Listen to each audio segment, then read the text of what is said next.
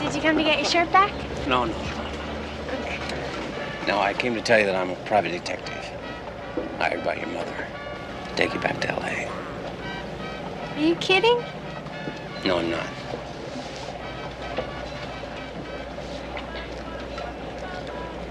Well, you can forget it.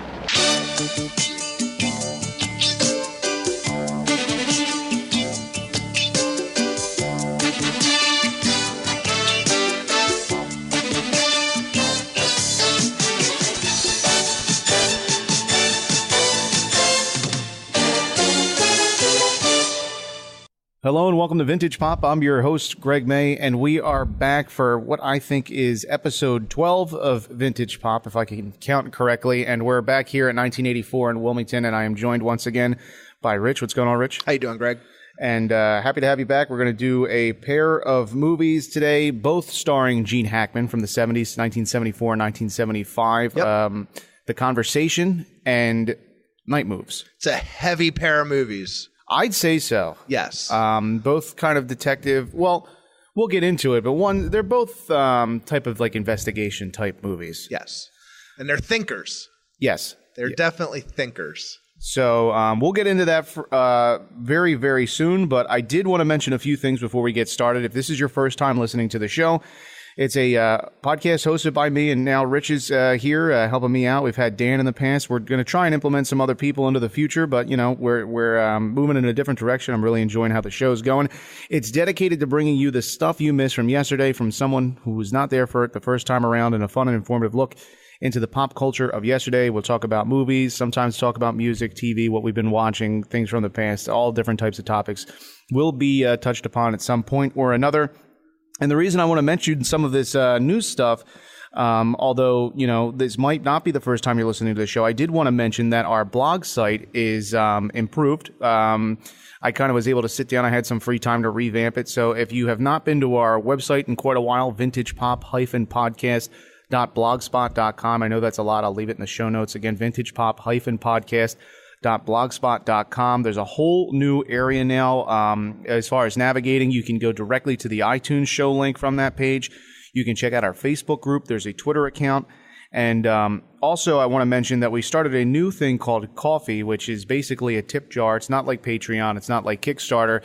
Just think of it as a Kickstarter. Don't think of it as a Kickstarter. I just said that. Think of it as a tip jar. And if you like what we're doing, you can quote-unquote buy us a coffee. I'm looking to get this new personal audio recorder so we can go and cover some of the events that we're going to be going to in the future as they're happening and be able to implement them into the show. And I think it'd be a fun way to kind of get a hot take on something that we just saw while it's fresh in our minds, is, you know, as fresh as it can be watching a movie before that. But if you want to email the show also, I'd love to hear feedback. We'd love to read some listener mail. It's vintagepopcast@gmail.com. It's vintagepopcast@gmail.com. The Twitter is Vintage Popcast on Twitter. I try to be a little bit active on there, but, you know, as more people get involved, it'd be nice to have some conversations on there. And I think that should take care of all that type of business. So I guess we'll move into, there's some new releases, right? Yeah, I checked out some upcoming Blu-ray releases that we didn't cover last time. So I'll go chronologically. So coming out this week, August 21st. Probably one of the bigger movies of this year, Deadpool 2. Did you get to see that? I don't like, so I'll say this. I'm not a big fan of the Marvel movies. Right. I'm not either. But go on. But I do hear good things about Deadpool. I haven't seen the first one, Okay. so obviously I'd have to see the first one before I watch the second one. But the only series I like anymore is Deadpool and Guardians of the Galaxy. And Deadpool is great because it's sarcastic, it's dark, it's cynical. I think the second one's actually better than the first one. I saw it in the theater, so that's coming out. Also on 8/21, Color of Night, Bruce Willis. when did that come out? Mid-90s. Okay. It's like a erotic thriller kind of. It's a mess. It's banana. I saw that in the theater too. But it's him. Who's in it? Brad Dourif shows up in it. Okay. Jane Seymour. There's a lot of. Actually, the unrated version has some frontal Bruce Willis nudity. Really? Yes. So like frontal in the same aspect as we're talking about, like American Gigolo, Richard Gere? Yes. Oh, geez. Yes. I don't think I've seen that version, but it's fun. It's trash. It's it's definitely influenced by like Basic Instinct. When all that stuff was. Well, big that in was the kind of 90s. hot at that point. It was. Yeah. It was. And Bruce was. I'd go see most of his movies in the theater at that point. I saw Striking Distance. You ever seen that one? Mm-mm. That one's kind of trashy too. But Is Hudson Hawk late 80s or is that around that same time? that's 90. Early to mid 90s, that's another, which I like, think is better than its reputation. Yeah, like I've heard like that's another crummy. It's a fun movie. Yeah. It's just it's bananas. So Color of Night, Deep Rising, also with the 20th anniversary. You ever seen that? No. I rewatched that recently. It's Treat Williams. Okay. And most of it takes place on a ship, and basically this monster attacks a ship, and it's people fighting back, and it's fun. It's like a B movie, but on a movie budget. The guy who directed all the Mummy remakes. Oh, what, the Brendan Fraser stuff? Yeah, okay. same guy who did that. It's before he did those movies. Have you ever seen Prince of the City? That's Treat Williams, right? No, but I've been wanting to see it. I know Yeah. apparently it's really, I don't think it's easy to find. No? It's probably like a VHS kicking around somewhere. Yeah. But- So those are all this week. Then a couple looking ahead. September 4th, the movie I saw with you, Hereditary. Which was great, and Dan and I talked a little bit about that when it first came out. Just say it's a big recommendation. Oh, If you didn't totally. get to see it, definitely check that out. September 25th, Halloween, the original, Okay. 4K. How you feel about the whole 4K thing? It depends. So I think I like the idea of it because what they're doing is they're taking 4K scans of the original print. Right. So it's the closest you're going to get to see a physical print without actually going to a theater. Now, believe it or not, it's going to be on a television, so it's not like you're still seeing a physical print. But when they're doing those scans, you do see little grains and little pops and stuff that was on that print. I mean, they can clean it up as best as they can, but the fact of the matter is it's still film. We were talking about the George Romero box set a couple of weeks ago, Between Night and Dawn, that has Season of the Witch, it has The Crazies, and it has There's Always Vanilla. Now, those are 2K scans of 16 millimeter prints. Okay. You can't get, I don't think you can do a 4K scan with a 16 millimeter print. I think it's just the gauge of film is not big enough to be able to expose it up to that like type of level. Okay. I guess if there was a 35 print of it that turned up, they could do that, but I think it's hard enough that they even found prints, period. I guess, I mean, as long as it doesn't look like 2 HD, you remember, like, I guess the way I describe 2 HD, do you remember when flat screen, like, high def televisions first came out? Yeah. And there was this weird type of, like, motion blurry type there's of a look. name for that. You can set your TV so it doesn't do that. Mine doesn't do that. But As I hate long- when people let their TV do that. It's that weird, not fluid action. Yes, as long as it doesn't look like that, I'm okay with it. I'm with you on that. Yeah. So Halloween 4K. I didn't buy the box set. Did you buy the Halloween box set? They put like every movie, including those Rob Zombie movies, all together. No. I didn't bother I have buying Halloween 1 and 2 on Laserdisc. I have Halloween 3 on VHS and 4 on VHS. I don't have 5. I don't have 6. I also have Halloween on Blu-ray, but they just released a Blu-ray of Halloween again, like maybe a year or two ago. And I think that's when I picked it up at Best Buy. And personally, that's enough for me. Halloween's one of those titles like Army of Darkness they keep re-releasing. I still don't have it on Blu-ray. I might pick this up. I don't know. I watched it last year. I don't know if I need. I mean, because I can lend you the Halloween Blu-ray I have. I have the DVD. Because I was going to say, if you like the way, I I mean, I can't see how much better is it going to really look. Yeah, it's just I don't have it on Blu-ray. I mean, I think that movie plays to the fact that it's shot very dark. There's a lot of shadows. I don't want to see that movie too brightly lit. I don't want to see it too a lot of that works when you see Michael Myers in the shadows, and then that rack focus comes, and you can see his mask start to appear through the shot in the shadows. And I think as you boost the resolution on that might not be as effective. Yeah, and I actually want to mention that in some other 4K releases coming up too. But so Halloween 4K. A couple more. Blue Underground, which is like a boutique label. They put out a lot of Grindhouse. Yes, they put out really good editions, stacked with extras. They had a few coming up. So October 23rd, this is fun. It's the Post-Apocalyptic Collection. It's 3 Italian post-apocalyptic movies. So these were all rip-offs of like The Road Warrior. Okay. The Road Warrior was like a big worldwide hit. The Italians said, hey, we can make those. So it's 1990, The Bronx Warriors. I've always wanted to see that. Escape from the Bronx and The New Barbarians, which is like a loose trilogy. I don't think it has characters. I've seen the first 2. I don't think I've seen The New Barbarians. I think a lot of them are on Amazon Prime. Aren't they like basically like crappy like warrior ripoffs too? Like one of the Bronx. You mean Warriors? Yeah. You Yeah, I guess. Yeah, kind of. Yeah. That's legit. Not the greatest movies in the world. Fun to watch. And then finally, a pair of releases they have coming out that are 4K. Which I asked the question: do these really need to be in 4K? It's Zombie, Lucio Fulci. If you don't know Fulci, he was a super trashy grindhouse Italian director. He did not begin that way though, which was crazy. No, he did a whole bunch of different stuff. Yeah. But he ended up doing a ton of horror in the last, I'd say, 15, 20 years of his life. Yeah. So Zombie, arguably his best movie. They're putting out in a 3-disc 4K version, which I have the 2-disc DVD. It looks fine. That's not a movie it needs to look too good, I think. Yeah, I mean, I picked up just recently, I think I sent you a photo of it like 3 months ago. I was at FYE at the Concord Mall, and I picked up the Blue Underground Blu-ray of Zombie for like $17. I'm fine with that. Yeah. That's the best I need to see Zombie. Yeah, if you don't have it, it's probably worth it. Which is funny because I don't know if you remember when that Blu-ray came out. There was a big deal. I want to say like 3 or 4 years ago.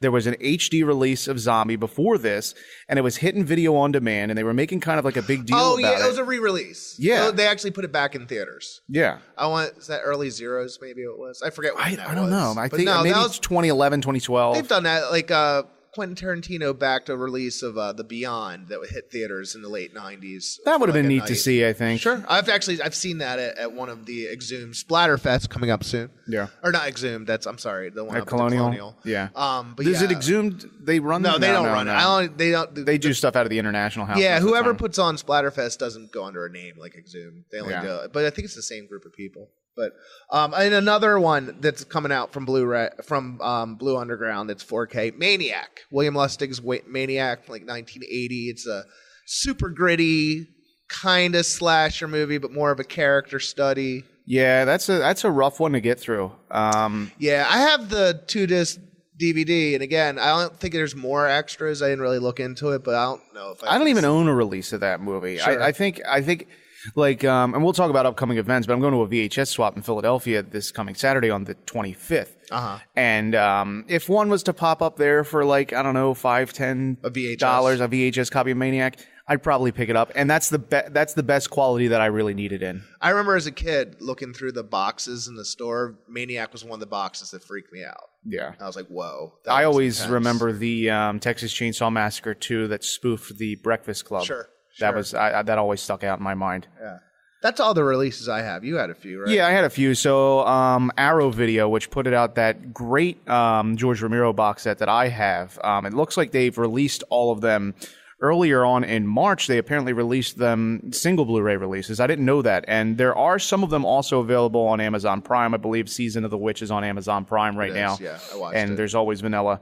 But as far as stuff that's come out recently, this August, actually 5 days ago from when we were recording this, so on the 15th or the 14th, they came out with the Gore Girls, Herschel Gordon Lewis. That's his last horror grindhouse movie for like a while. Like he did Blood Feast 2 in the I think the mid zeros, but that's from I want to say like 72. It's my favorite Herschel Gordon Lewis. Now if you're not familiar with him, he's a grindhouse director. He did really primitive type. He did, I would argue, probably the first splatter movie. With 100%. That was like 1962 or 63. 65, maybe? Really? Yeah. And I think that was like the Playmate of the Month who was in that movie at the time. And it is.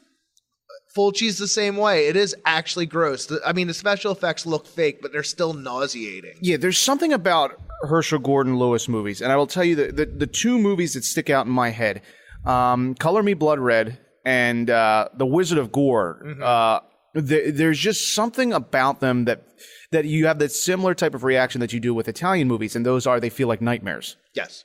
There's a scene at the end of Wizard of Gore that it seems like the protagonist is, I guess you would call her the protagonist. I don't know. There's a woman at the end of the movie. You think she's dead and then she gets back up. Yes. That really always messed with me for a long time. Yeah. But yeah, those movies. So also speaking of which, 2000 Maniacs came out in May on Arrow. Have you seen Gore Girls? That's the only one I haven't seen. You should. It's ridiculous. It has... I mean, I'm not going to even say what it is, but it has the most ridiculous scene I've seen in a Herschel Gordon Lewis movie. It has Henny Youngman. King of the one-liners. Yes, in a small part, but he pops up and you're like, what? And there's something wrong with the narrative. There's bad editing in it, and it's insane. Yeah, I saw a trailer of it back like when like IMDb and like AOL was like your two options of watching trailers of movies like on the internet. And it would take like 15 minutes to download it. Limited edition Blu-ray April Deep Red came out. So I mean we're kind of playing catch up here, but Deep Red, that's Argento, one of my favorites. So Cat of Nine Tails came out in July. Cat of Nine Tails is a really good one too. Last House on the Left, similar to what we were saying, the type of reaction you get with like watching a movie like Maniac or these Herschel Gordon Lewis movies. It's like a grimy movie. Yeah, it's hard to get through. And Hills Have Eyes limited edition steelbook came out right around Memorial Day weekend, as well as Reanimator. I don't love the original Hills Have Eyes. I like it. I like the remake better. I know, hot take. Yeah. But it's, you know what? The characters in the original seem whiny to me. They are. And that kind of bothers me. I always felt like the guy at the end of the movie. I mean, if you haven't seen Hills Have Eyes, it came out in 1977. So spoiler alert, fast forward like 30 seconds if you haven't seen this. But the end of the movie when the main guy who had the baby is killing the, I guess, Mars or Pluto, whatever one's left. Right, the cannibal bad guy. He looks like Uncle Rico to me from Napoleon Dynamite. Okay. He's got like that bowl cut and like he's just like, why are you doing that? It's terrible.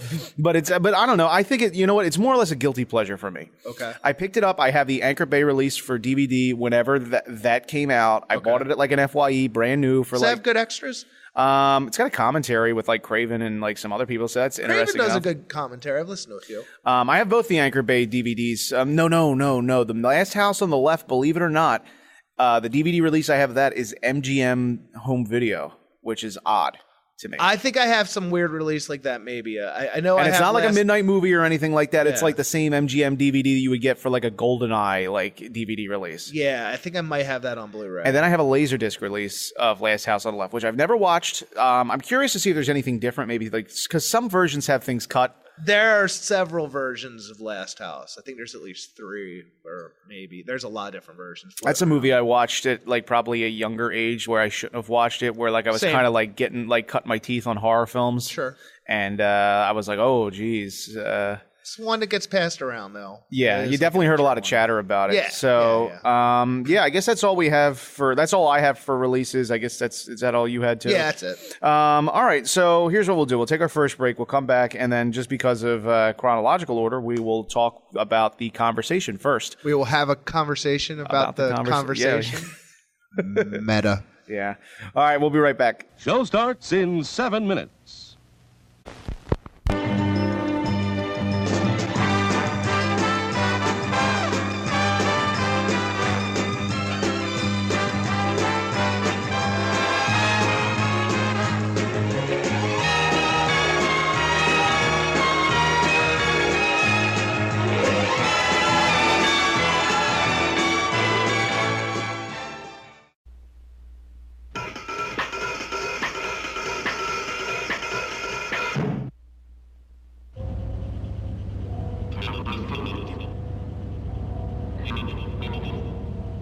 This is a world of hidden mics and two-way mirrors.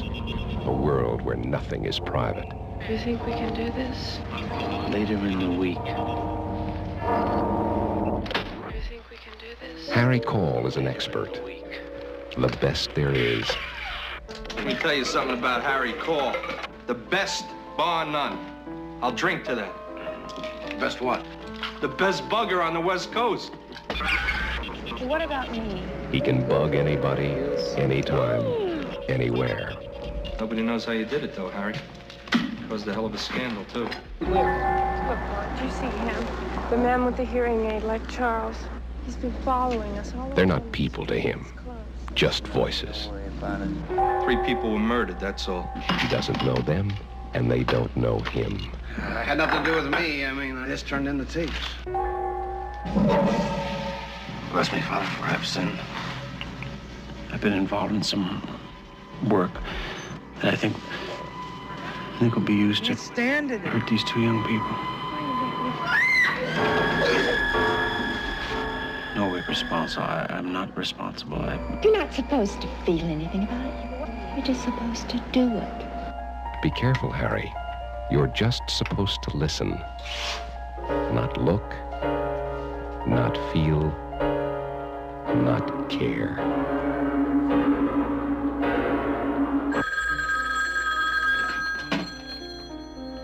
Yes. How'd you get this phone number? We prepare a full dossier on everyone. It's terrific. The bugger got bugged, huh? Do you have secrets, Harry? I know you do. Telling me about yourself? Your secrets? I don't have any secrets. Don't get involved in this, Mr. Cole. Those tapes are dangerous. Come on, Harry. Show and tell. How'd you do it? Why are you asking me all these questions? Gene Hackman is Harry Call in The Conversation. There is nothing private about The Conversation. Listen. My name is Harry Call. Can you hear me?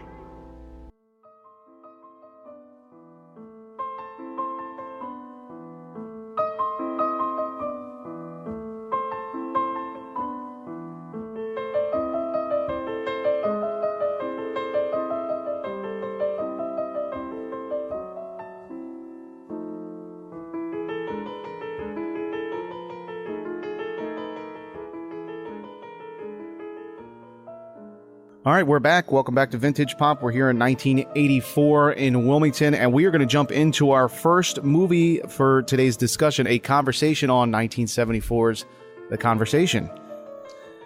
And this was definitely was this the first time you've seen the film? Because it was the first time for me. I've seen it before. Okay. Saw it once before. And obviously, this is 1974. You definitely didn't see it in theaters. I didn't see it in theaters. No, so. I think I saw it in the early days of Netflix. So I want to say maybe 2003, 2005. Okay.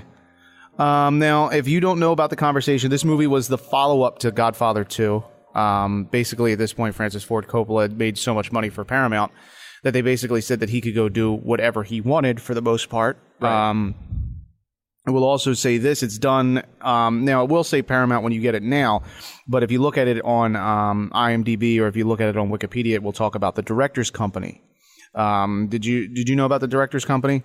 No. Okay, so the Directors Company was a very short-lived group of directors. It was made up of Peter Bogdanovich, William Friedkin, and...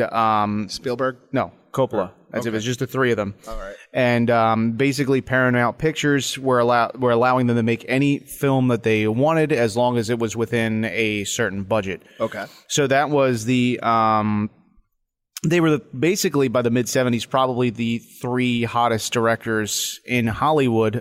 Because Spielberg really didn't grow into his own until the late 70s. Right. So, yeah, I would say Bogdanovich, Friedkin, and Coppola were probably the three hottest.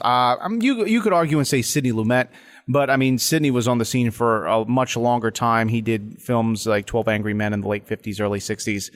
But basically, so Friedkin didn't make a movie for the Directors Company. I believe Bogdanovich was just off of Paper Moon, and his movie was Daisy Miller with Sybil Shepherd. Okay. So that was the movie. So two movies came out of the Directors Company. This one, The Conversation, and Daisy Miller. Daisy Miller flopped. Uh-huh. And then if you look at William Friedkin did an autobiography called The Friedkin Connection, a play off of The French Connection, which also starred Gene Hackman. So he did not think that Daisy Miller was going to be a good movie. It turned out it flopped, and it turned into a whole I told you so kind of thing, and the group basically dissolved at that point. Okay. But in any event, the Conversation was up for Oscar nominations the same time as Godfather 2. Right. Yeah, they were both released in 74, weren't they, right? Yes. Yeah. Yeah, and The Conversation lost out to Godfather 2, which makes sense. But I do believe that it did win something. So at the BFA, the British Academy Awards, it won Best Editing went to Walter Murch, who was also involved with Apocalypse Now. Okay. Best Soundtrack, and then at the Cannes, it won the Grand Prix, which is the highest honor you can win at the Cannes Film Festival. Okay. So this is definitely a very personal film for Coppola, from what I've read. Yeah, I read that too. Basically, it's about I guess what would you call him? He's a surveillance expert. He runs his own company, taping people. Yes. Which is interesting. So it's somewhat of a private investigator, but not really. A focused private investigator, I guess. Yeah, he's contracted by other people to create some type of incriminating audio footage of something that people want to know. Whether, like, think of if you were cheating on your wife, or which is kind of what gets into what you think in the beginning of this movie. Yes. You would call on Harry Call, which is his name, to be involved with doing the surveillance for you, so that you could maybe listen in on them saying something that could lead you to believe and confirm what you were believing about something. Yeah, it's a great way they open a movie, because it's him recording them, although you don't know exactly what's going on at first, and the sound cuts out. And I had forgotten the movie did that. I was like, oh, because I was watching on Amazon Prime, and I was like, shoot, is my sound cutting out? I felt the same way. I thought I was having an issue with my stereo. So notable people that are in this movie, obviously, Gene Hackman, John Cazale. Explain who John Cazale is. Okay, so well, yeah, John Cazale probably was in every major, serious, hard-hitting movie of the 1970s. John Cazale, I would argue, is the actor who per capita is in the greatest number of great movies. Because isn't he in, I think, 6 movies? Okay, so you can fill in the blanks, but I'll try and rattle off what I know. Godfather 2, Dog Day Afternoon, The Conversation, and The Deer Hunter. I'm going to check IMDb. I think that's it. Yeah, that's it. But what a resume. And then I forget how he died, but he died. I think it was cancer. Right. I think it was lung cancer. He's great in this movie. Oh, yeah. He plays Stan, Harry's employee. I guess like employee assistant. Yeah, that's good. And he's great in it. Like, when I saw him, I was like, oh wow, him. Now, rattle off who else is in this. Robert Duvall. Yes. Robert Duvall pops up in it. Cindy Williams from Laverne and Shirley. Yes. And that was probably one of her first big roles, I guess you would say, like, I guess post-television. Terry Garr, who I had told you, it felt like for a 10, 15-year period, she was literally in every other movie. But she's probably another one who's in a high per capita of good movies. Harrison Ford. That's the one. That was the one. Before he was huge. Yeah, the Holy Smokes one. As a bad guy.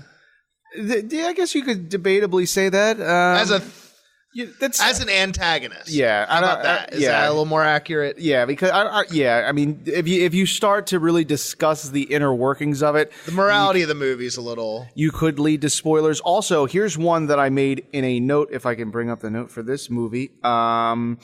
Do you remember the guy? So there's a scene. They go to a convention, a surveillance convention. I never thought I'd want to see what happens at a surveillance convention, but those scenes are so great. The guy from New York who keeps trying to bring up all this stuff that Harry was involved with. Yeah. The one who does the phone demonstration. He plays Chief Lutz in Beverly Hills Cop 2. Okay.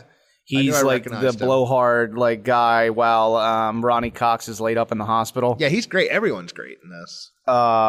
Music was done by the score element of it. Now, there was multiple jazz artists that were involved in the soundtrack of The Conversation. But David Shire, Talia Shire's first husband, which gave her the name of Talia Shire, who is Francis Ford Coppola's sister. Bill Butler shot it, who was involved with a ton of Coppola stuff. Bill Butler actually worked with William Friedkin in Chicago before they were both famous for their respective work. They both worked at television stations in Chicago. William Friedkin did a documentary called The People versus Paul Crump, and Bill Butler shot it. Bill Butler's an actor too, right? Might be somebody different. Okay. But they also when they both came to Hollywood, they both came to work for David Wolper, who did documentaries for ABC in the 70s.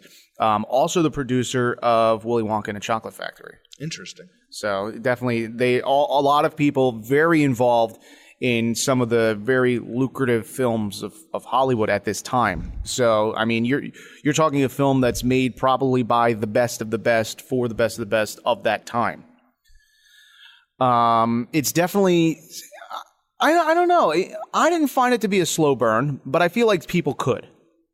I didn't mind it to be a slow burn. It is, I think it is. It unravels slowly, but it keeps you engaged. You have to be ready to watch Gene Hackman doing stuff. Yeah. Like there's scenes of him just going through the tapes, because that's a kind of an ongoing motif through the movie is him. He tapes this one couple in the beginning of the movie, and throughout the movie, he's trying to clean up the tape. And then there's a lot of scenes of him doing that.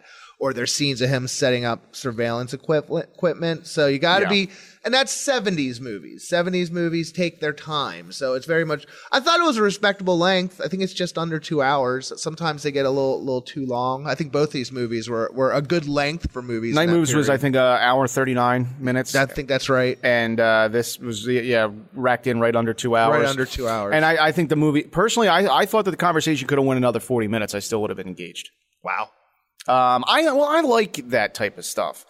I think it's like really like heavily written. Like if like to just think about it when you're talking about like Gene Hackman setting everything up, like how much detail that has to go into like a screenplay. And now he's going to do this, and now we see him, lining up a tape. Cut to this, cut to that. There's a lot of story in this movie. You have to pay attention, which is good. I mean, it's not a critique. I like that. No, but this is definitely a movie that like you can't be doing something else as you're watching it. Correct. I actually noted, and it's so his character plays the saxophone. They show that a couple times. I noted this is a movie that people who like jazz would like. Yes, I think that's kind of legit. And I think it has like, well, there's certain themes that go with like jazz too. Like jazz music is very heavy. I think sometimes it can be. Yeah. And I think the subject matter in this movie is very heavy. It is very heavy. I don't want to go down the road of spoilers, but basically he is monitoring this couple. One played by, I can't think of the actor's name. Could be like, I think it's like Alex Garfield or something. Alan Garfield. And then you have, is it Cindy Williams? It's Cindy Williams. Yeah, Cindy I'm thinking Williams. Penny Marshall. Yeah. So Cindy Williams and him are what you think is just a basic couple that are having an affair. Yeah, let's just leave it at that.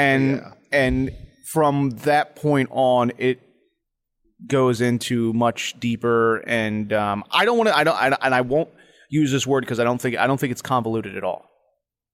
No. Once the film explains it to you, you understand it. Yeah, it unravels almost rather than them moving linearly, if that makes sense. Yeah, like this isn't a movie like when you watch The Shining for the first time and you go, I need to watch that again because it's bouncing all over the place. And there are a lot of movies like that, especially like murder mysteries and stuff like this. And it's a mystery. It's a mystery. Degree. I wouldn't say a murder mystery. No, it's not that. Not even the next movie is really a murder mystery. Well, that's another. Yeah, let's not get ahead of ourselves. But these are definitely. This movie in particular is something that you need to sit and pay attention to because once it dawns on you and you go, oh, okay, it is a big one of those like oh moments. Like yes, wow, when that happens. Yes. Interesting thing. It's a PG movie. Yeah. You don't see, there aren't any heavy movies released as PG anymore. No, but you have to at least go PG-13. I think that there is enough going on in that movie that it could have been rated PG-13. Oh, yeah, if that was around. But that's the nudity. Time. Exactly. Nudity. And that is the time where PG was pretty loose. Yes, there's some extreme PG movies between the 70s and the early 80s before the PG-13 became a rating. You have to think, too, a lot of this, there is some political, little bit, like some political. Well, this is post-Watergate. Exactly. That's what I was. I think you could, it's definitely, Watergate was huge. Obviously, this is before both of our times. Yeah. But I believe that would have definitely, I think it was 2 years before, if I'm getting my years right. I think they were just kind of pulling away from it at that point. Yeah, so it definitely would have informed the movie quite a bit. So, yeah, the Watergate scandal took place in 1972. Okay. 1973, the trial was really starting to take place. So that'd be why they were filming. We're fresh out of Watergate at that point. And you know what? That's probably why a movie like that probably works so well at that time. I bet. Yeah. And I think it's crazy to think a movie like that's as heavy and well written and it kind of has an independent feel to it, I'd say. Yeah. You're not watching this, and it doesn't seem like I'm watching like a blockbuster film with wall to wall. I mean. I think it's great that you can have a movie like that with such a cast. It's restrained. Definitely, I would say, in a way. It's not often that you have that many heavy hitters Yes. in a film But like people that. before they were really, I mean, it's obviously Well, before Harrison Ford was. Yeah, but Gene Hackman, Robert was Duvall huge, yeah. was huge. I mean, having someone like Coppola direct, write. Sure, yeah. Having people that were involved with film movies like Apocalypse Now and The Godfather. I mean, this is definitely a film that you can see where this whole director's company was coming up at this point, where they're going, you've been able to make us money doing this or that. They probably were allowing them to do that because at that point, people like Coppola, Friedkin, and Bogdanovich, their name alone attached to a picture is going to sell that movie. Sure. Yeah. So that movie's that's going to get people into seats. You see, even I'm sure at that point, John Cazale was probably a draw into a box office.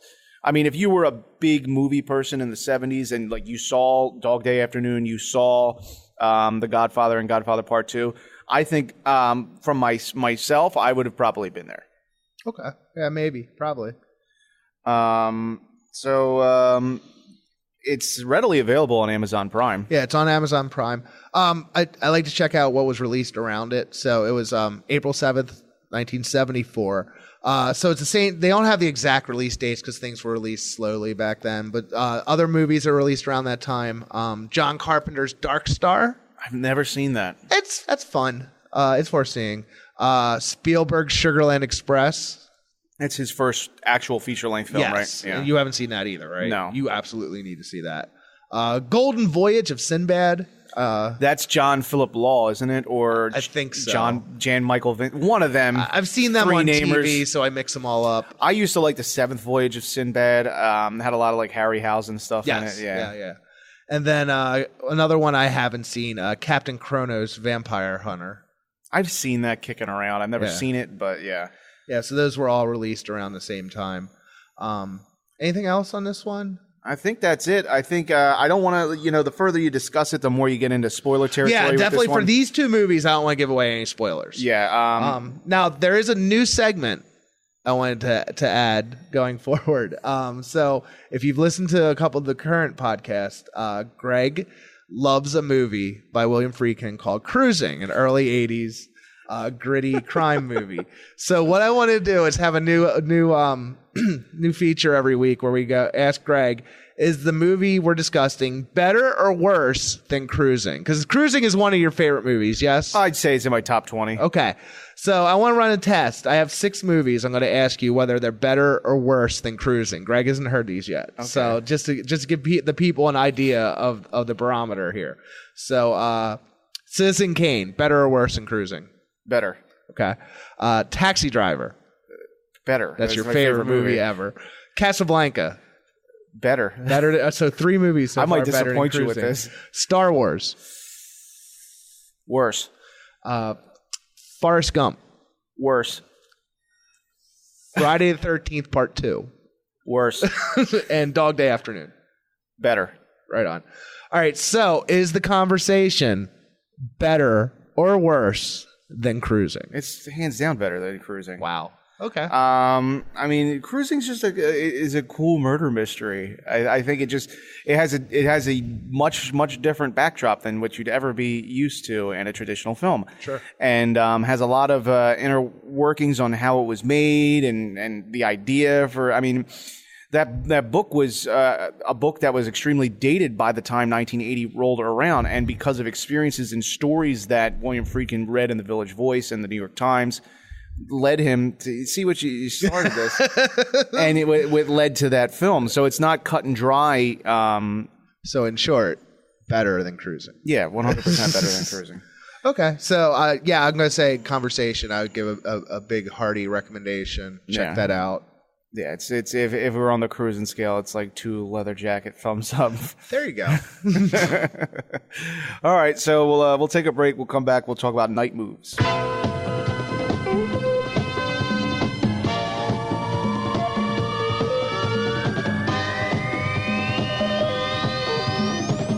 The following program is a special presentation from Home Box Office. I think Harry would like me to leave. Well, I don't think that's necessary. I think Harry thinks it is. Harry thinks if you call him Harry one more time, he's going to make you eat that cat. Gene Hackman is Harry Mosby Hello, Harry. in Night Moves. Well, come on, take a swing at me, Harry, the way Sam Spade would. He's a private investigator. My daughter, Deli. Would you believe Delilah? Well, she's gone. How long gone? 2 weeks. Go find her. Making a living Well, let's say 125 a day and legitimate expenses. from other people's lives. You can get cheaper. Can I get better? You're hired. Making a mess of his own. God, you're really prime, Ellen. You know that? I catch you screwing another guy and you attack my lifestyle? Lifestyle has nothing to do with it. Night Moves. It's a mystery I'm looking for Deli Grassner. Deli isn't around here anymore. where the suspects are also the victims. I want to know what I walked into. Ask your wife. Well, are we going to talk about it? Well, sure ball, run with it. Where the questions All right, what's it all about, Mosby? Is there still much smuggling going on around here? The dogs have fleas. Where were you when Kennedy got shot? have too many answers. Where every clue is a lie. I've been listening to your ping pong talk long enough. What was in Marv Elman's plane? Drugs? Was it drugs? Night Moves. Check. Check. Ah, it's a beauty. It's a game where every player is a pawn. Harry Mosby, isn't it? Every move is a wrong one.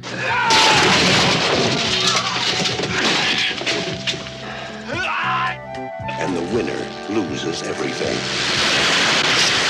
I want to know what it's all about. I told you what it's all about. You, what the hell are you all about? You're asking the wrong question.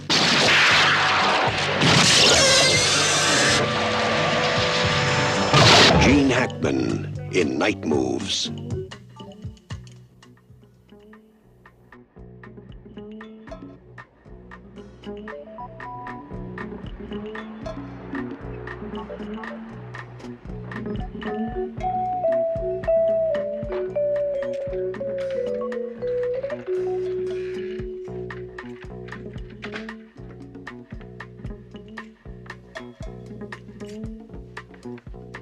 All right, and we are back. Welcome to Better or Worse Than Cruising, or also known as Vintage Pop, here at 1984. We're here with Rich for our second movie, Night Moves, and that was recommended to me by you. We were looking for a movie that would pair well with the conversation, and I feel like this does. Oh, heck yeah.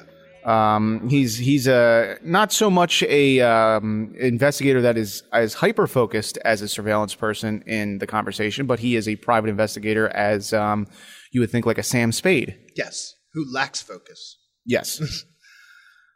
I mean, I don't know if I would say that this is like he's like a hard boiled detective. Well, detective movies were big at that point in the early 70s.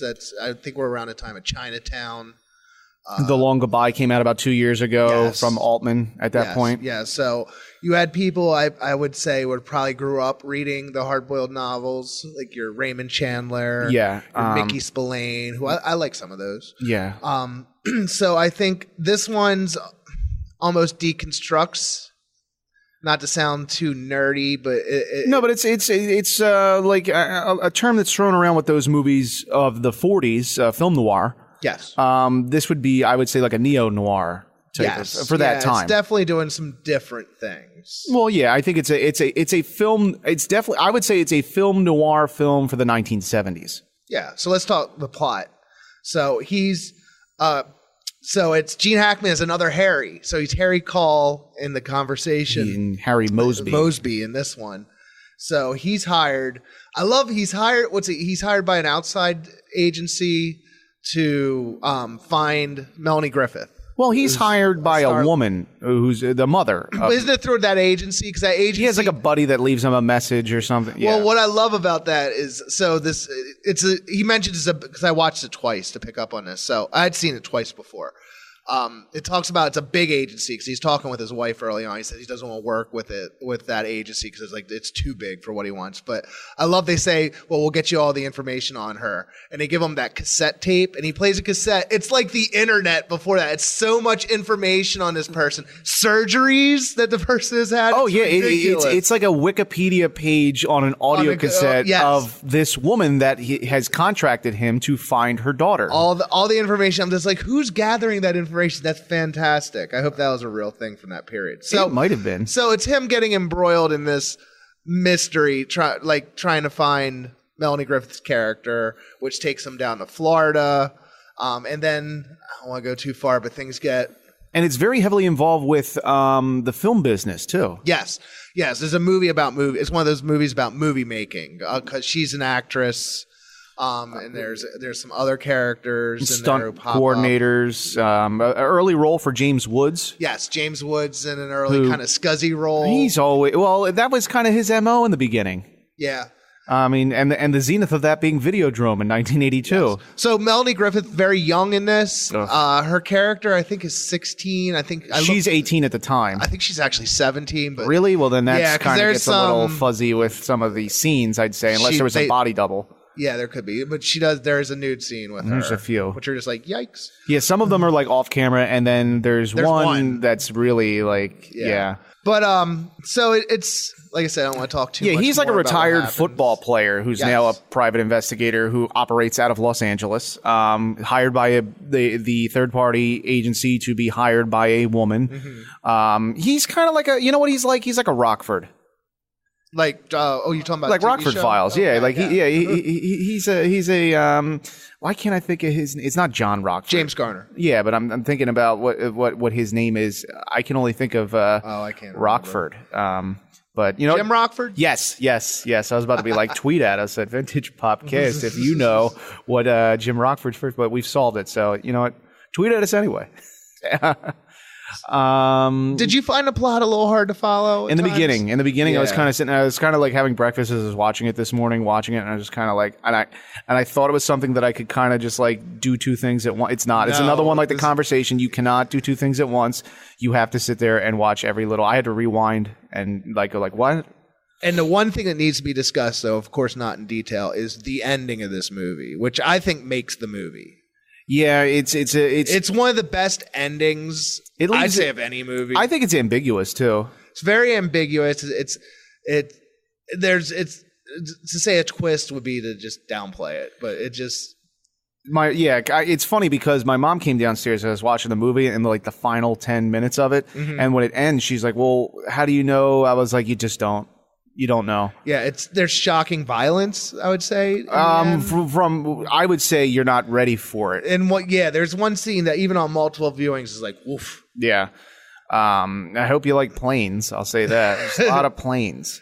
But yeah, it's I wonder if the movie didn't have an ending like that, if it would be nearly as memorable. Probably not. Like some parts of it, I think it gets. There's a lot of references to other movies. They even call him Sam Spade at one point. Yes. The guy who. So during the course of this, and I don't think this is giving it too much away.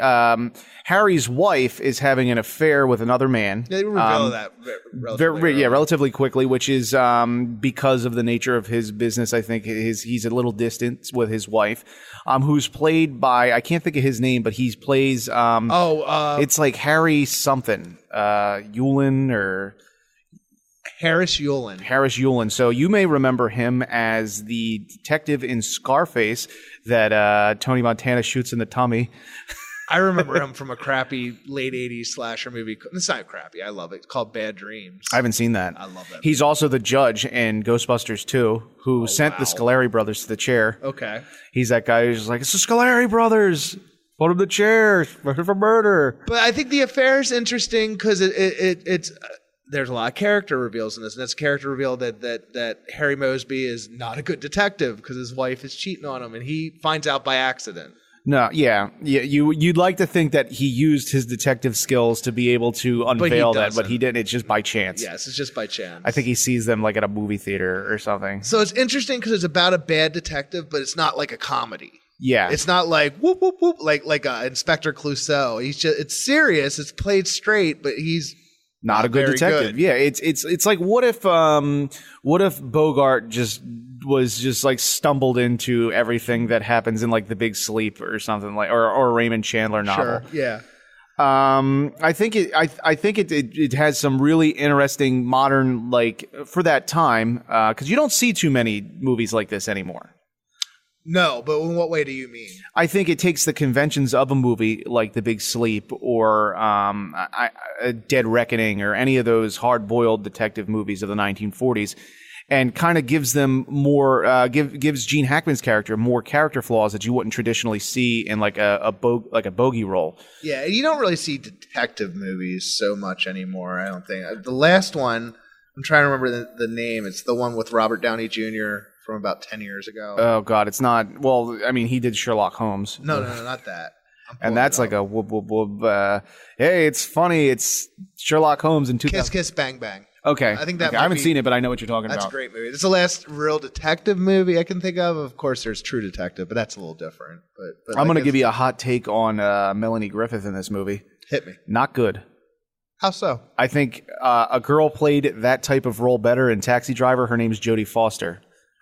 Fair enough. She's, but they both are damaged girls, come from bad upbringing. She more sticks out because you know she's Melanie Griffith. Well, it's not even that, but she plays as like a whiny, like little girl. I mean, here's a person who should have been like mature for her age, the way that they make it like she's having all these relationships with people. Mm-hmm. And you think that she's a put together person. And here's a person in Taxi Driver who's hooking on 42nd Street for Harvey Keitel, and she seems to have herself more put together. Well, let's be honest. If you're going to compare Jodie Foster and Melanie Griffith, it's obviously it's a different caliber of acting, but you can even see in the conversations between her and Hackman in this movie, or Melanie Griffith and any character for that matter.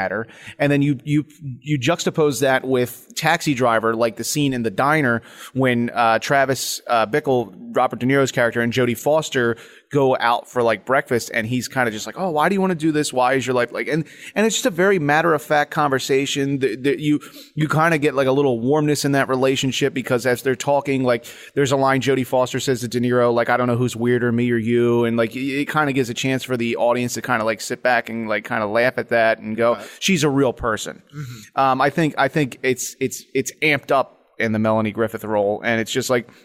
There's scenes where she's supposed to be like seductive and you know, I don't think it plays well.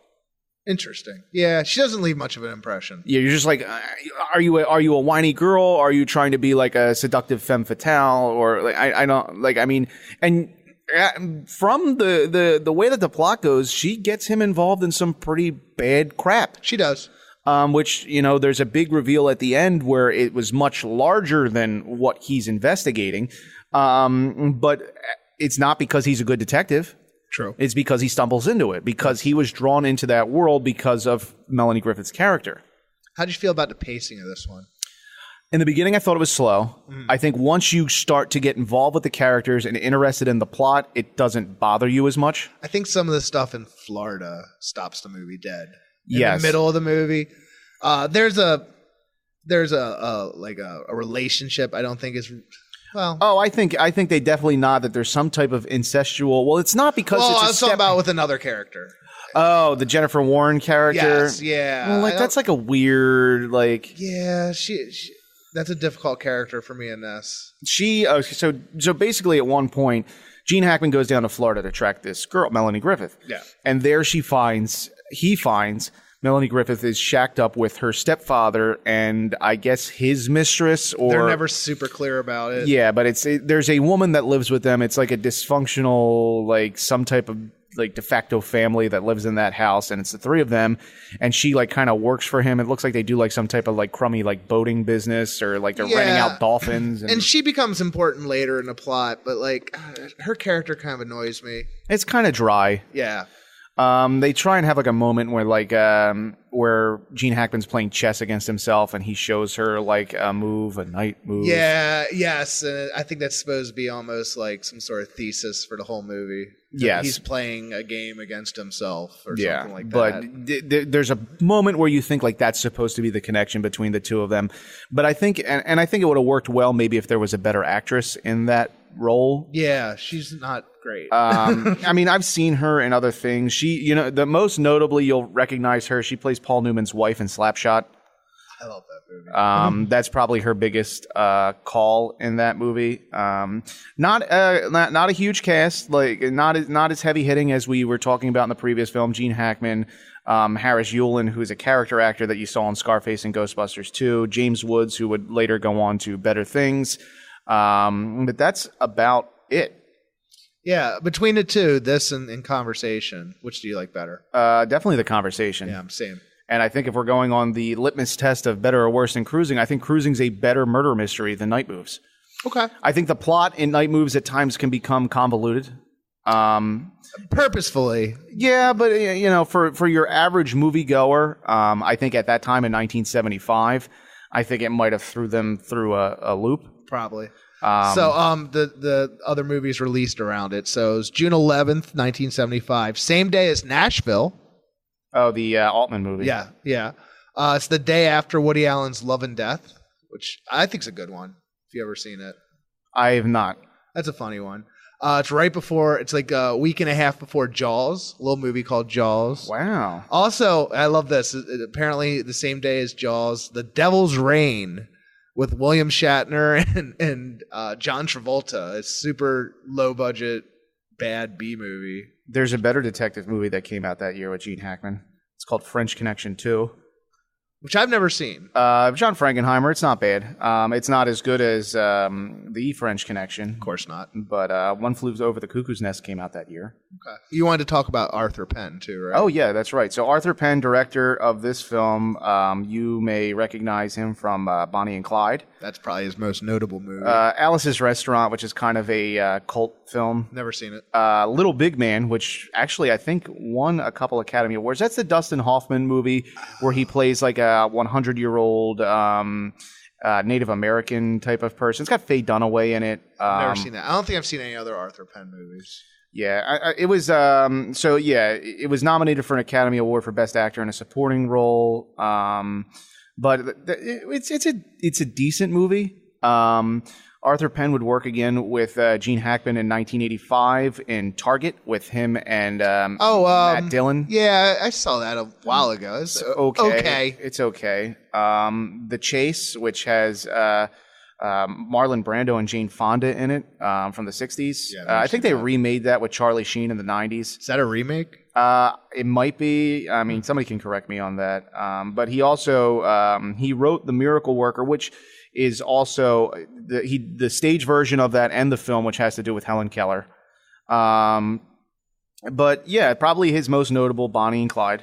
Little Big Man, if for 1970, was a pretty big film. Dustin Hoffman, Faye Dunaway's in that. It deals with, like I was saying, he's like a 100-year-old Native American, and he kind of was around during like the Custer era, like the late 1890s.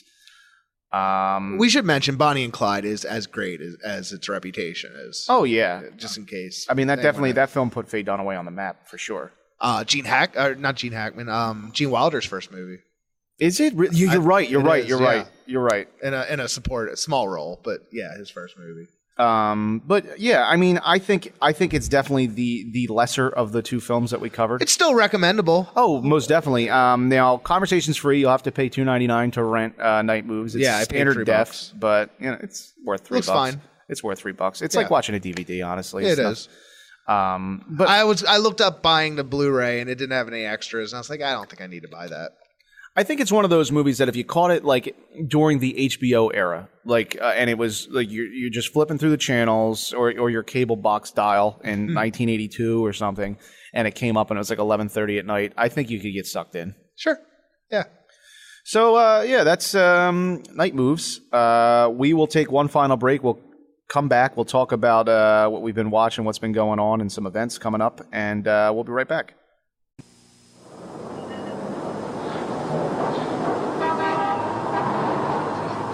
when Teleprompter, the nation's largest cable television company, demonstrates their reception, they obviously want their picture to look as good as it possibly can.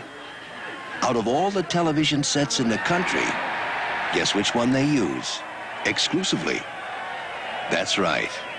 It's a Sony.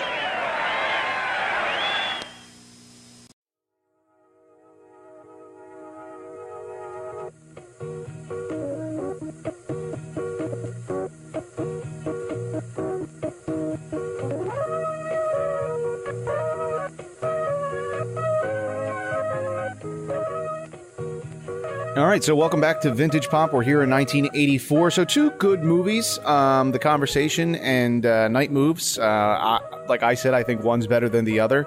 And I agree. Conversation's the better of the two. But definitely both worth watching. I don't think that Night Moves is a terrible movie. I just think that it has a couple little things that I didn't like, but I still at the end of the movie I was like, this was fun. It's flawed and it has an ending that makes the whole trip worth it. Yeah, I would agree with that. So as we move towards the latter stages of the show here, what have you been watching lately? All right, there's several movies I've watched. So I saw Ready Player One. Okay. Which I was ready to hate it. I'm always ready to hate that movie, and I haven't seen it yet. Yeah, I haven't read the book, so I'm not coming from that angle. I liked it. It was fine. It's a bit too long. It's 2 hours and 20 minutes. But it has those Spielberg moments where it hits the strings, and you're just like, oh. I don't know. I feel like that movie is like, I feel like if I was on a hunger strike for 1980s references, that movie is chiseling out my teeth and then throwing a funnel in there and just starting to jam DeLoreans and hoverboards and ETs and Ataris down my throat. 2 comments. It's like the biggest fan fiction movie ever, in a way, that way. And also, I feel like it's this generation. It's the millennials Who Framed Roger Rabbit. So Who Framed Roger Rabbit came out when I was 12, and those were all characters from the 50s, cartoon or animated characters. This is characters from the 80s, 30 years ago, kind of all thrown together. I don't know. It was entertaining. I guess if it was like, I don't know. I don't want to say that it would have to be rammed down my throat like a funnel the same way that the references are going to be in that movie. But I don't know. I don't have the warm I don't want to come off like a snob, but it's just, I don't know. It's just, I feel like there's certain little blurbs of pop culture right now that are just, people are just taking it and going with it, and that's one of them. It's one of those. I mean, it's just like, I guess like every 20 years, like in the 80s it was the 60s. Before that it was the 50s. You had Grease and stuff like that, and then in the 90s you had the 70s. And it makes sense. Now we're starting to get into the 90s a little bit. Yeah, you're seeing 90s nostalgia. But the 80s is still kicking around a little bit. I mean, I think you started off with like Hot Tub Time Machine and stuff like that. And now we're at the zenith of that with Ready Player One. I'm sure it's okay if you're into that type of thing. I don't know. I thought it was okay. Okay. So that's one. Another one, I don't think we've talked at all. I like a good documentary. I do too. There's not a ton, but there's some good ones. I saw, it's called 44 Pages. It's about the children's magazine Highlights. I read Highlights in a doctor's office in my day. Let me tell you, this movie is delightful. Really? It is really good. It's interesting. I like a documentary where you can come away with at least one interesting fact that you can use in conversation. Here's the one from 44 Pages. All of the staff for Highlights, when they're getting interviewed, the job hiring process, they go through a psychological test, which makes perfect sense. Well, yeah, I mean, you're writing for children. So it's interesting how, they talk about how it was started and how they write it. I just thought it was great. I read that as a kid. Is there still Highlight magazines it's still coming out now? There. I wonder how they are surviving now in a digital age. I mean, I'm That's sure what they talk about. It's still paper, but I think they do have a digital presence. I think you have to at this point. Yeah. So that one I recommend. That's on Netflix. Okay. I went in the theaters. I saw Black Klansman, the new Spike Lee movie. I want to see that. It's great. I think it's his best movie since 25th Hour. His last couple of years, he's done some okay stuff. Inside Man was all right. And some were like the direct-to-video stuff, like Chirac was like a Amazon exclusive. Yeah, I wouldn't say I've seen everything he's put out. But yeah, it's really good. It's long. It's 2 hours and 10 minutes. It takes its time. It takes place in 79, and it feels like a 70s movie. Okay. But as long as you know that going in, it's good. Topher Grace, of all people, plays David Duke. He's fantastic. It's a good movie. A bunch of Italian movies that I watched recently. So one I hadn't seen before called Women's Prison Massacre. So this is a director we've mentioned before, Bruno Mattei. He's like a trashy Italian. Yeah. Oh, well, he's dead.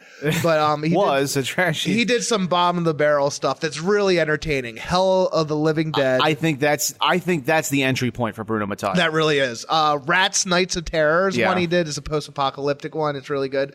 This takes on the women's prison genre. One I haven't seen a lot of movies in that genre.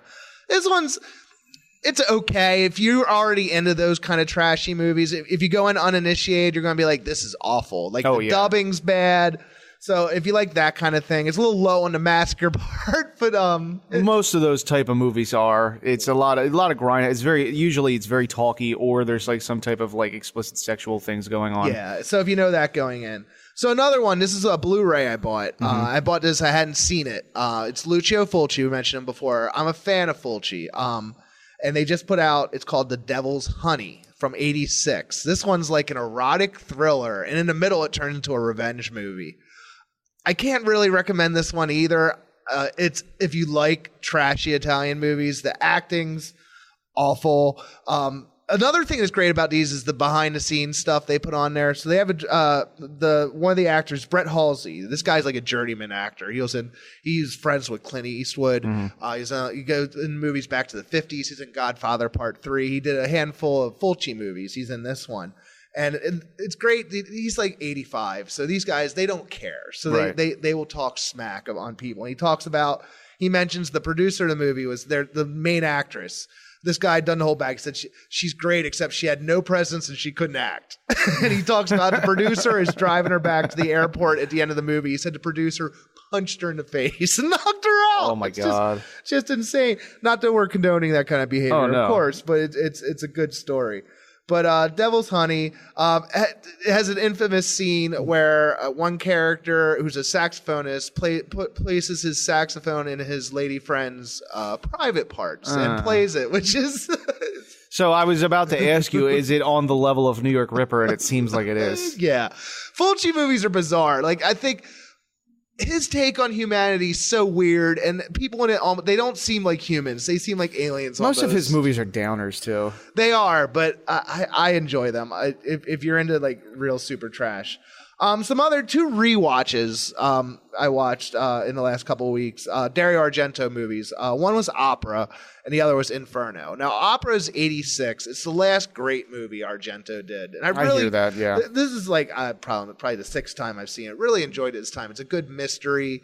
Takes place behind the scenes in Opera. They just put it out on Blu-ray. They have a tricked out release. I haven't bought it yet, but I'm going to. It's on Amazon Prime. Really good. It's the last great movie he did. He has a few that are kind of okay after that, but it was a lot of trash. The last 30 years has been bad. Inferno, 1980. The Last of the Mother of Tears. Second. Oh, it is? It's second. Oh, Mother of Tears is the last one. Yeah. Inferno, it's kind of a semi-sequel to Suspiria, although it doesn't carry over any characters. It's good as long as you accept the fact that it makes no narrative sense. Yeah, and you got that Keith Emerson score, too. Yeah. Who also did the score to Nighthawks. Correct. And lastly... a new movie I watched, Puppet Master, The Littlest Reich. What? So let me explain. So the Puppet Master series was put out by Full Moon back in, I think it started in '89. They have 12 sequels. There's 12 now? Yeah. I checked out at 3, and I have the 7 movie set. I think I saw the first one, which isn't good, maybe the second one. The first 2 are probably the best. No, I'll tell you this. 1, 2, and 4 are pretty okay. 3, it's like too many flashbacks. Yeah, we don't care. I didn't get that far into it, but so it's killer puppets basically. Yeah. So they rebooted it, and now this is kind of like a horror fan's dream. They rebooted it with a real screenwriter. So the guy who wrote the screenplay, his name is S. Craig Zoller. He's a newer guy. He directed and wrote 2 movies. Bone Tomahawk. Have you heard of that one? No. As a like horror western with Kurt Russell. Oh. Came out a few years ago.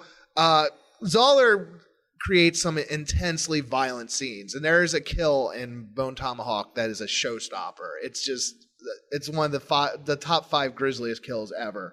And then he also directed and wrote Brawl in Cell Block 99 with Vince Vaughn. Which I've heard that. My favorite movie of last year. Also brutally violent. So he didn't direct this, but he wrote the screenplay. And it's got some stars in it. Thomas Lennon from The State, if you know him. Okay.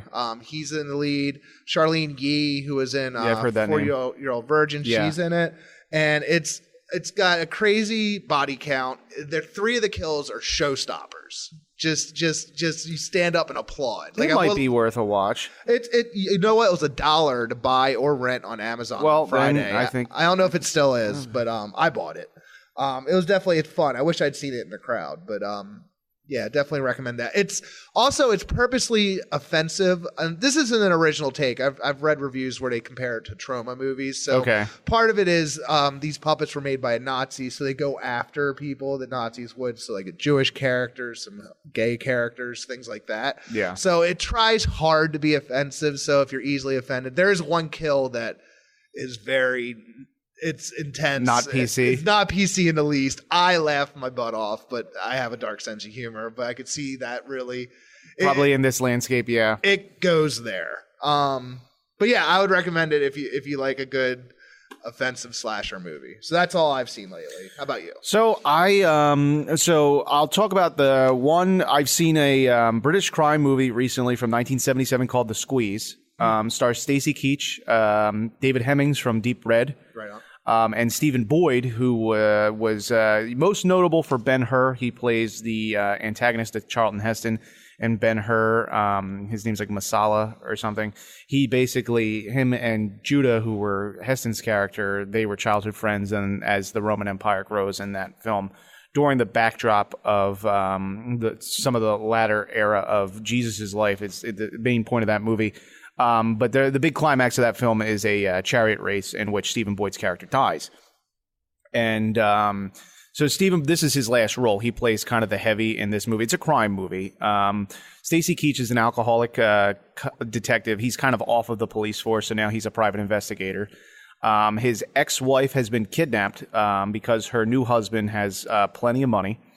And the whole thing is like, is Stacy Keach's drunk detective, is he going to put the alcohol aside and go and get her, or what's going to happen? And it has a very good chase, robbery, like money exchange towards the end, and it really builds up. It can be a slow burn at times. It's a British crime movie, so it can be a little gritty too. I would compare it to if anybody's ever seen The Long Good Friday with Bob Hoskins. So The Squeeze might be better.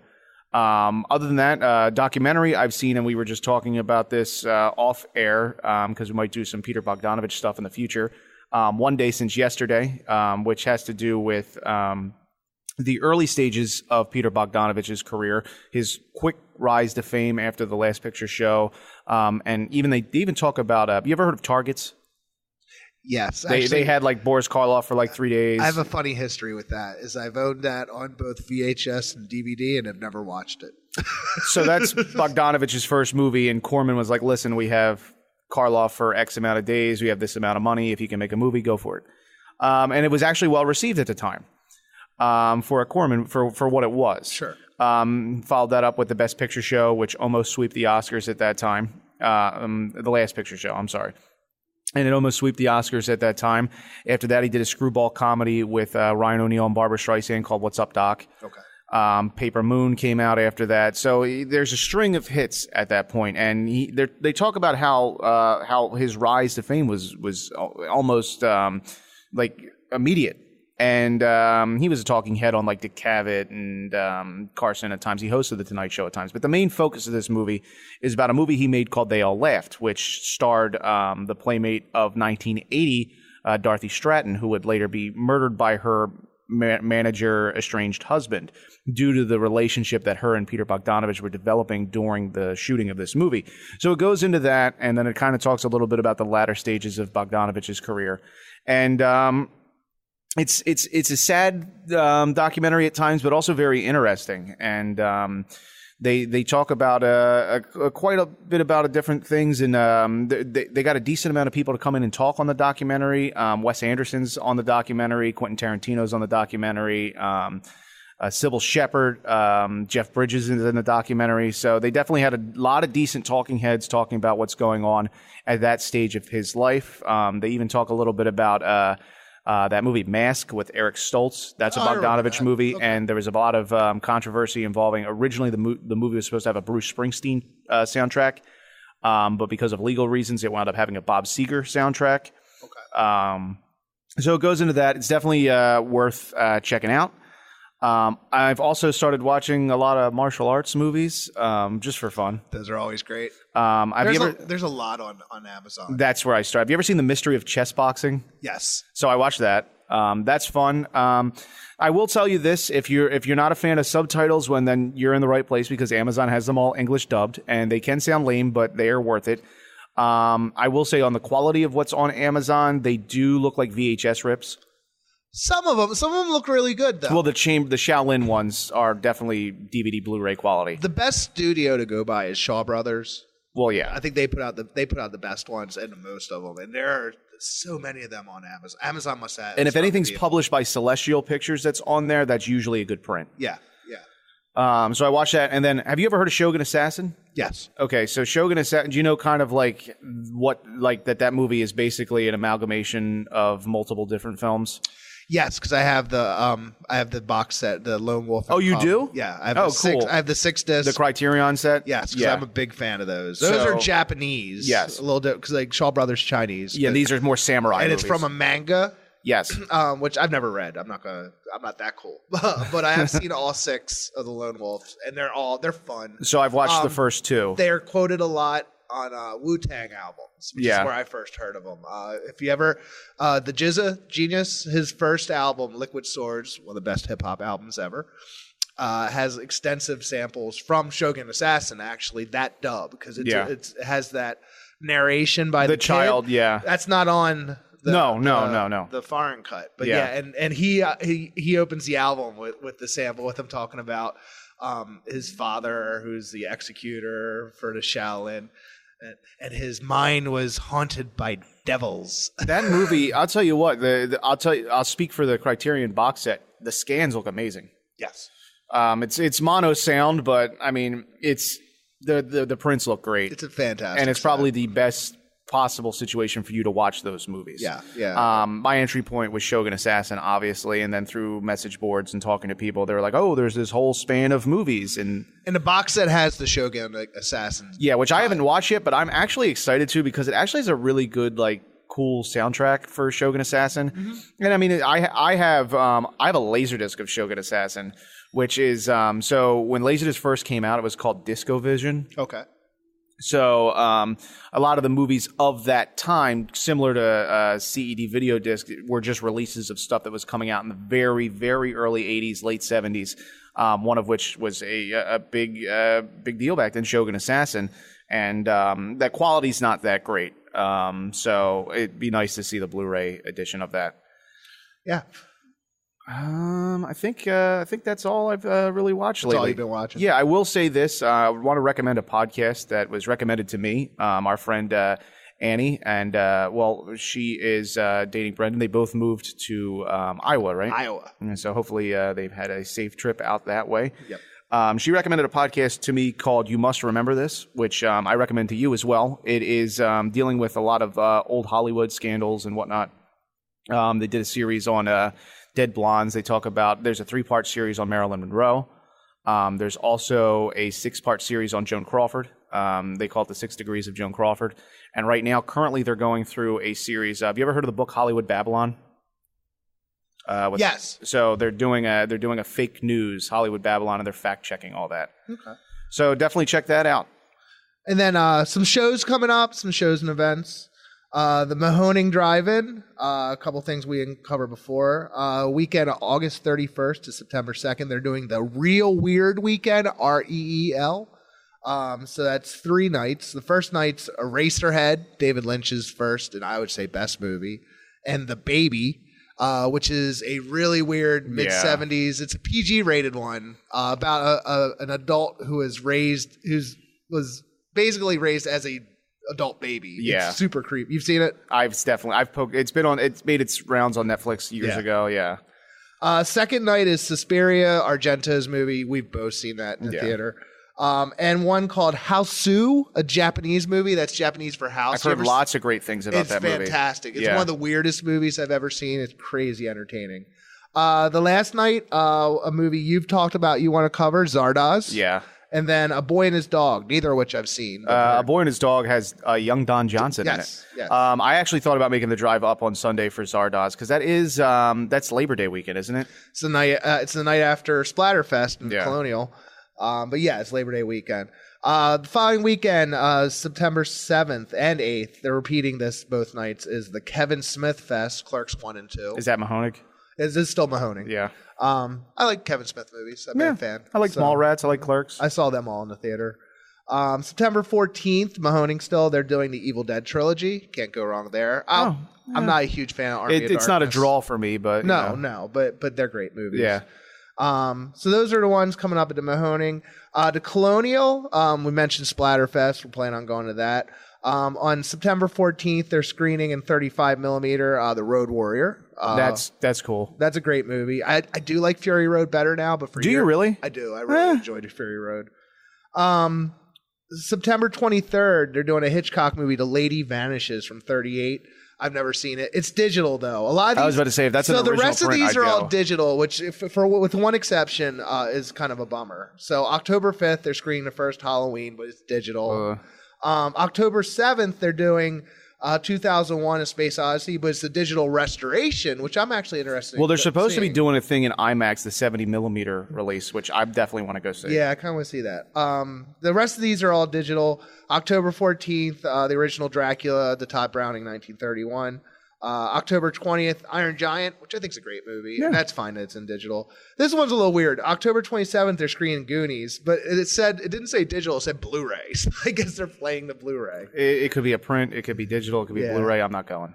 So that's all I have for upcoming stuff. Do you have anything? Just one last thing. This coming Saturday, if you're in the Philadelphia, Delaware, New Jersey area, South Street Cinema on South Street in Philadelphia, they're going to be having a VHS swap and trade. There's going to be vinyl. There's going to be 8 tracks. There's going to be VHS tapes, DVDs, and they're going to be screening Be Kind, Rewind at the end of the night. I think that's from 5 to 8 p.m. So I'll be there.